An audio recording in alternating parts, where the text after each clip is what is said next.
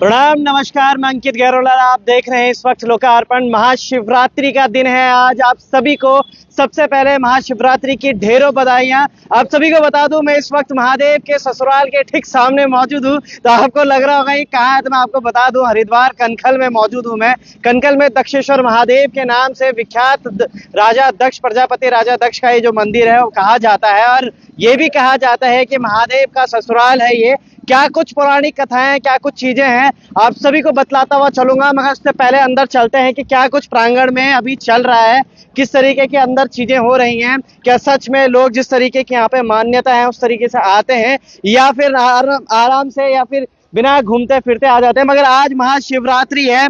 महाशिवरात्रि के इस महाभोले जो अभी सावन चल रहा था, इस सावन पर महाशिवरात्रि का आज का दिन काफी ज्यादा प्रसिद्ध माना जाता है। दक्षेश्वर महादेव, ये देखिएगा प्रांगण में लाइन लगी हुई है बाबा भोलेनाथ को जल अर्पित करने के लिए। हम भी सोच रहे हैं थोड़ा चप्पल वप्पल साइड उतार देते हैं और उसके बाद आगे चलेंगे। आप सभी को बताएंगे, समझाएंगे, बतलाएंगे क्या कुछ यहाँ पे चल रहा है। ये देखिएगा पीछे राजा प्रजापति महादक्ष का ये जो मंदिर है, आप देख पा रहे होंगे ठीक पीछे मेरे।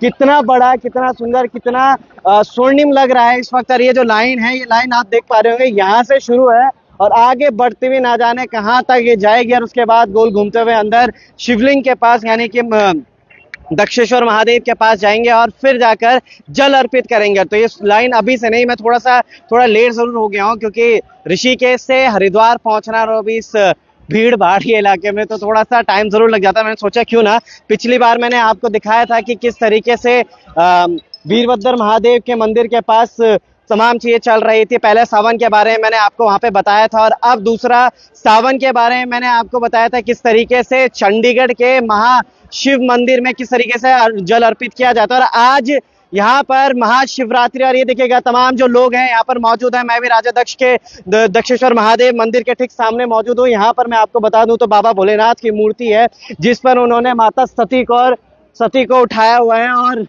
देख पा रहे होंगे जो जल की धाराएं यहाँ पे लगातार डालती हुए जो भक्त हैं वो लगातार यहाँ पर अभिषेक करते हुए नजर आ रहे हैं। ये देखिएगा तमाम जो लोग हैं यहाँ पर मौजूद। आप सभी को मैं कहूंगा जितना ज्यादा आप लोग जुड़ सकते हैं शेयर कीजिएगा, क्योंकि आज महाशिवरात्रि, और एक महाशिवरात्रि के इस पावन अवसर पर आप सभी को बाबा भोलेनाथ के जो ये सारी चीजें दी हैं उन सभी का एक गुणगान करते हुए यहाँ पर भाई भी कहाँ से आए भाई आप?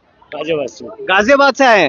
तो यहाँ मतलब क्या कथाएं सुनी आपने ऐसे कि आज यहाँ पर आ गए? बहुत अच्छा लगा यहाँ पे आने के बाद, बहुत अच्छा लगा। अभी फिर से गाजियाबाद के लिए निकल रहे हैं हम लोग। अच्छा, तो आप मतलब जल लेके जाएंगे? हाँ जी, बिल्कुल। तो आज तो आखिरी शिवरात्रि, आज पहुँच जाएंगे आप? हाँ बिल्कुल, गाड़ी से आए हुए हैं हम लोग। अच्छा, गाड़ी से। तो अभी हम हरिद्वार से नीलकंठ, चंडी देवी, मनसा देवी से होते हुए तब आए हैं। और ये आखिरी पड़ाव है, उसके बाद सीधा गाजियाबाद के लिए निकलेंगे। उसके बाद सीधा गाजियाबाद के लिए निकलेंगे। चलिए अब उन कथाओं पर भी आ जाते हैं कि आखिर क्यों बनाया गया राजा दक्ष का ये मंदिर, और क्या कुछ कहानी इसके पीछे की। तो पौराणिक कथाओं की माने तो बाबा भोलेनाथ और माता सती को जब राजा दक्ष ने यज्ञ रखा था तो उस दौरान बुलाया नहीं था। पूरी दुनिया यहाँ पर मौजूद उस टाइम पे यज्ञ में थी, मगर जो भोलेनाथ थे और माता सती थी वो यहाँ पर मौजूद नहीं थे। और इस कारण माता सती आ जाती है बिना बुलाए, मगर वहां पर आने के बाद राजा दक्ष जो उनके पिता थे उन्होंने काफी अपमान करा उनका। फिर उन्होंने हवन कुंड में अपना आत्मदह कर दिया था। आत्मदह करने के बाद बाबा भोलेनाथ इतने क्रोधित हो गए थे कि उनके शरीर को उठाकर पूरे ब्रह्मांड में घूमने लगे। फिर जब वो धीरे धीरे उनके जो शरीर के जो अंग है वो गिरते रहे, तो उसने सिद्ध पीठ का एक रूप धारण कर दिया। मगर राजा दक्ष का जो अहंकार था वो तब भी खत्म नहीं हो पा रहा था। तो राजा दक्ष ने बाबा भोलेनाथ को भी काफी कहा सुनी उनके साथ हुई थी, और काफी ज्यादा अभद्र भाषाओं का इस्तेमाल करके बाबा भोलेनाथ का अपमान किया था। तो बाबा भोलेनाथ ने अपने त्रिशूल से राजा दक्ष का सर उनके धड़ से अलग कर दिया। मगर इतना कुछ होने के बाद भी जब उनके सास नहीं मानी थी, उन्होंने बोला था कि आपने मेरे सुहाग को छीन लिया, तो बाबा भोलेनाथ ने दया दिखाकर राजा दक्ष के सर पर बकरी का सर लगा दिया। कारण बताया कि ये राजा जो दक्ष है वो अपने आप में मैं काफी ज्यादा करता था कि मेरे होने से ही सबका होना है, क्योंकि प्रजा की रक्षा के लिए बाबा भोलेनाथ ने उनको रखा था। और उन्होंने अपने आप में इतना घमंड पा लिया कि जिस वजह से उनको बाबा भोलेनाथ ने उनका सर उनके धड़ से अलग करके एक बकरी का सर उनके सर पे लगा दिया। और आज तक वैसा ही चलता हुआ आ रहा है। ये देखिएगा तमाम पीछे जो प्रांगण है आपको मैं और अच्छे से दिखाता हुआ चलूंगा। महाशिवरात्रि आज बाबा भोलेनाथ का दिन है। शाम को एक आरती भी आपको जरूर दिखाने वाला हूँ, उसमें भी जुड़े रहिएगा। 6 से 7 वो आरती आपको देखने को मिलेगी। मगर ये देखिएगा कितने सारे लोग यहाँ पर मौजूद है, तमाम जो लोग हैं वो यहाँ पर हैं और साथ में जो लाइन लगी हुई है, साथ में प्रशासन भी यहाँ पर मुस्तैदी है ताकि यहाँ पर आराम से और सकुशलता से चीजें करी जा सके, जल चढ़ाया जा सके। और इस लाइन को अब मैं आपको दिखाऊं तो ये लाइन वहां से शुरू हो रखी है और वो देखिएगा उधर से शुरू हो रही है और वहां तक जाके खत्म हो रही है। वहां से फिर अंदर गर्भगृह में प्रवेश करा जा रहा है, फिर बाबा भोलेनाथ पर जल अर्पित किया जाएगा। बहुत सारे लोग हैं यहाँ पर, उनसे भी जानेंगे, बात करेंगे क्या कुछ अच्छी कहानियां हैं जिनको सुनकर वो यहाँ पर है और कहाँ कहाँ से यहाँ पर आ रखे हैं, उन तमाम चीजों के बारे में बात करेंगे। एक सर है हमारे साथ। नमस्कार सर। बोलिए। कैसे हैं आप? ठीक है, बहुत अच्छे। कहाँ से हैं? लोकली? कनकल पे ही। कनकल से ही है। तो क्या मान्यता है बाबा भोलेनाथ के इस मंदिर की? बहुत बड़ी मान्यता है बहुत बड़ी। और बहुत पुराना इतिहास है। इतिहास का कुछ प्रकाश डालेंगे आप? इतिहास तो देखिए, आप बताऊं, दक्ष प्रजापति ने यज्ञ किया था ना, तो अपनी पुत्री सती को नहीं बुलाया। अच्छा, नहीं बुलाया तो वो बिना बुलाए आ गई थी। अब उनके पति का जब अपमान हुआ यज्ञ में तो उनको बहुत गुस्सा आया, तो आत्मदाह कर लिया था यज्ञ में। हाँ, उसके बाद तब उसके बाद तो ये जहाँ की आपको सब कुछ बता रही है। ठीक है, चलिए बहुत बहुत धन्यवाद सर हमारे साथ जुड़ने के लिए। तो ऐसे तमाम जो लोग हैं वो यहाँ आ रखे हैं, पौराणिक कथाएं हैं, लोकल के लोग ज्यादा यहाँ पर मिलते हुए नजर आ रहे हैं मुझे। और ये देखिएगा यहाँ पर मंदिर श्री शिवदाशिव महादेव का मंदिर यहाँ पर है। ये देखिएगा तमाम जो लोग हैं यहाँ पे पूजा अर्चना भी की जा रही है, धूपबत्ती भी जलाई जा रही है, बाबा भोलेनाथ के ऊपर अर्पित भी किए जा रहे हैं भांग धतूरा, बेलपत्री, फूल, फल, मिठाई सब यहाँ पर उनको अर्पित किया जा रहा है। और उसके बाद बाबा भोलेनाथ से अपने, कहाँ से है सर? बिजनौर से। बिजनौर से। क्या सुना, तो पहली बार आ रहे हैं? पहले कई बार आ चुके हैं। कई बार आ चुके हैं। तो कैसा लगता है यहाँ पे आके? यहाँ पे बहुत श्रद्धा है और जो मांगते हैं वो मिलता है। यहाँ पे भगवान भोलेनाथ का वास है। भगवान भोलेनाथ का वास है। क्या कहानी है बाबा भोलेनाथ की इस मंदिर की? इस मंदिर की इतना ज्ञान तो मुझे नहीं है, लेकिन कहते हैं कि यहाँ पर भगवान भोलेनाथ की पत्नी माता सती हुई थी। अच्छा। यहाँ पर तो उन्होंने जब क्रोध आया था तो तब उन्होंने वीरभद्र को उत्पन्न किया था राजा दक्ष के वध के लिए और माता काली को। तो तब उन्होंने राजा दक्ष का संहार किया था। तो तब माता ने बाबा भोलेनाथ का क्रोध शांत किया था। उसके बाद जी। चलिए, कहानी बहुत सही भी है और बहुत मतलब स्पष्ट भी नहीं है, मगर हाँ जितनी भी है, एक भक्त और जहाँ आस्था है वही रास्ता है। बिजनौर से यहाँ आ गए हैं वो, और बिजनौर से यहाँ आने के बाद उनके बाबा भोलेनाथ के प्रति आस्था देखकर मैं बड़ा ही खुश हूँ। शायद बाबा भोलेनाथ भी आप पर अपनी कृपा बनाए रखें, आगे चलते रहे। महादेव लिखा है आपने सर अपनी टोपी के ऊपर। कहाँ से? मैं मुजफ्फरनगर से। मुजफ्फरनगर से। कब आए यहाँ? मैं सर रहता यहीं पे हूँ सर में। अच्छा, रहते हैं यहीं से, यहीं पे लोकल ही हैं आप यहाँ पे? जी जी जी। तो कैसा लगता है बाबा भोलेनाथ के मंदिर में? बहुत अच्छा लगता है सर, बहुत मनोकामना पूरी भी हुई मेरी। मैं मुजफ्फरनगर से रहने वाला हूँ सर, और मैं कावड़ लाता था, 7-8 बार कावड़ लाया हूँ मैं। तो मैंने महादेव से जब भी कावड़ उठाता था बोलता था कि मुझे हरिद्वार में शरण दो, तो मुझे महादेव ने यहीं पे मेरी नौकरी लगवा दी, यहीं पे शरण दे दी महादेव ने मेरे को। और मुझे बहुत अच्छा लगता है जब भी हर शिवरात्रि को मैं यहाँ पे महादेव का दर्शन करने के लिए आता हूँ सर। यहाँ पे बाबा भोलेनाथ से मांगा, बाबा भोलेनाथ अपने बगल में ही जगह दे दो, और बगल में ही जगह मिल गया आपको। जगह दे दी महादेव ने, बिल्कुल। मैं यहीं पे रहता हूँ, बगल में मेरे को मकान सब एकदम से बिल्कुल फिट होगा मैं यहाँ पे आकर के। अच्छा। हाँ जी। बच्चे सभी? हाँ, बच्चे भी, फैमिली बहुत अच्छी। बहुत जब मैंने कहना अपने अर्धांगिनी के साथ फेरे लेने के लिए जा रहा था, तब भी मैंने महादेव से यही इच्छा करी थी कि मेरे को मेरी सेवा और मेरे माँ बाप की सेवा करने वाली मिल जाए अर्धांगिनी मेरे को। और महादेव ने यही इच्छा मेरी पूरी करी। मेरी भी सेवा करते हैं, मेरे माँ बाप की भी सेवा, बहुत अच्छी सेवा करी। किंतु अभी मेरे माँ बाप थोड़ा एक्सपायर हो गया, परंतु जब भी याद करते हैं वो मेरे से ज्यादा याद करते हैं मेरे माता पिता को। कहने लगे मैं कभी हरिद्वार आई नहीं थी, आपकी वजह से मैं यहाँ पे हरिद्वार आके रहने लगी हूँ, मुझे बहुत अच्छा लगने लगा। और मम्मी पापा मेरे जल्दी एक्सपायर हो गए, इस वजह से थोड़ा वो भी दुखी रहती है। चलिए, बाबा भोलेनाथ की आपके ऊपर असीम कृपा रही जिस वजह से आप यहाँ पर आ गए। और अब दिखाएं हम आपको, तो इस तरफ चलते हैं, थोड़ा सा उधर की तरफ जाते हुए देखेंगे किस तरीके से बाबा भोलेनाथ का उधर का प्रांगण है और क्या कुछ यहाँ पे हो रहा है। कावड़ भी यहाँ पे रखी गई है, ये देखिएगा लाइन भी यहाँ पे लगाई गई है। यहाँ से भी सीधा नीचे की तरफ जाना है, और भीड़ का भी हम लोग बोल रहे हैं काफी भीड़ है। सच में बहुत ज्यादा भीड़ है बाबा भोलेनाथ के इस मंदिर में, हर बार भीड़ ही होती है।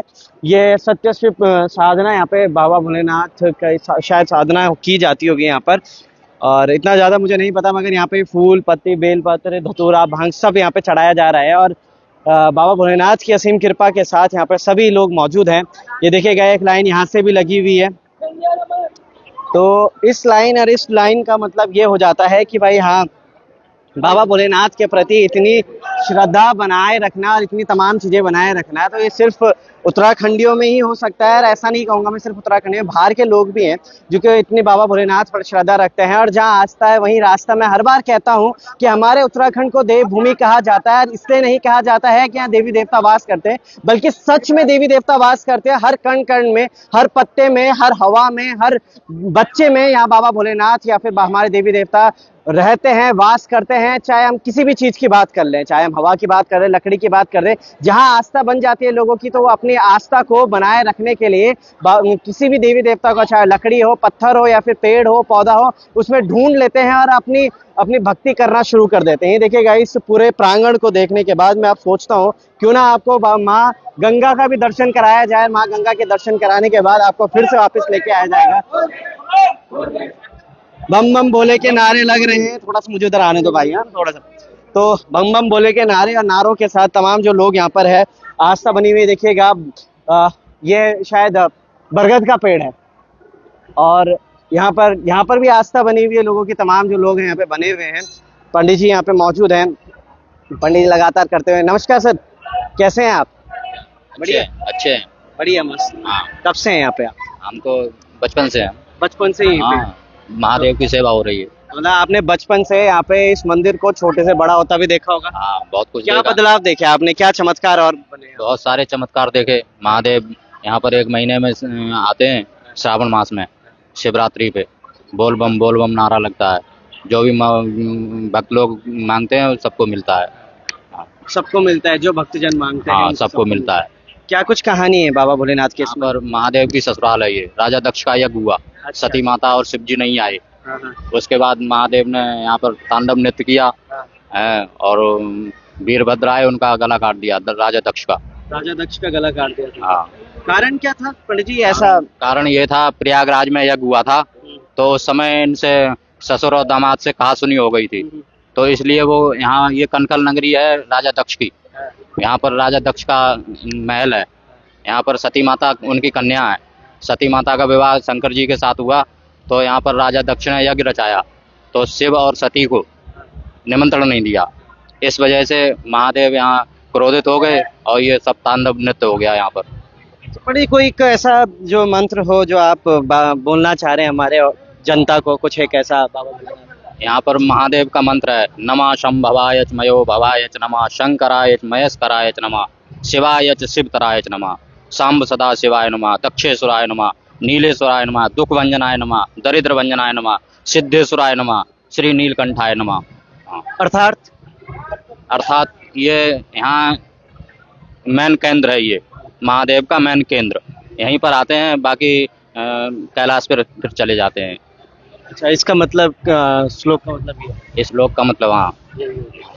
तो बाबा भोलेनाथ मतलब सिर्फ श्रावण मास के समय ही यहाँ पे रहते हैं? हाँ 1 महीने के लिए यहाँ पर उन्होंने बोला है, वरदान दिया भक्तों को, जो भी 1 महीना हमारी पूजा करेगा उनकी समस्त मनोकामनाएं पूर्ण होंगी।